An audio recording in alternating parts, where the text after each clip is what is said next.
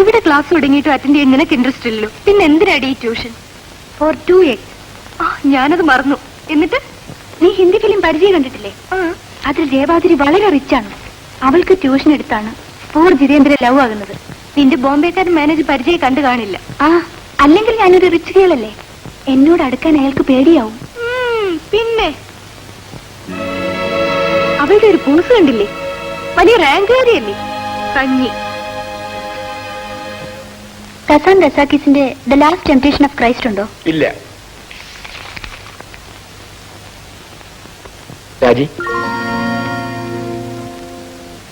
ആ പുസ്തകം എന്റെ കയ്യിലുണ്ട്, ഞാൻ തരാം.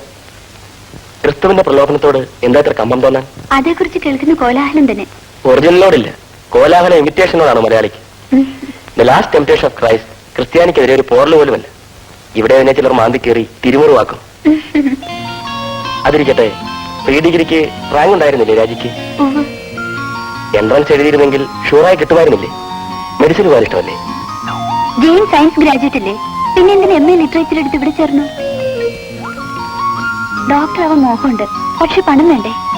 അടുത്ത് കോഴിക്കോട്ടേ ഉള്ളൂ മെഡിക്കൽ കോളേജ്. ഫീസും ഹോസ്റ്റൽ അക്കോമഡേഷനും ഫ്രീ ആയാലും വേറെ ചെലവില്ലേ? നിന്റെ ഏട്ടൻ ട്രേഡ് യൂണിയൻ ലീഡർ അല്ലേ? യൂണിയൻ ട്രേഡ് ആക്കുന്നവരാണ് നേതാക്കന്മാർ. അവർക്ക് പണം മാറാമല്ലോ. എന്റെ ഏട്ടൻ അങ്ങനെ വരുന്നവനല്ല. നിൽക്കൂ, ഞാനൊരു തമാശ പറഞ്ഞല്ലേ. പുസ്തകം വേണ്ടേ? ബുദ്ധിമുട്ടില്ലെങ്കിൽ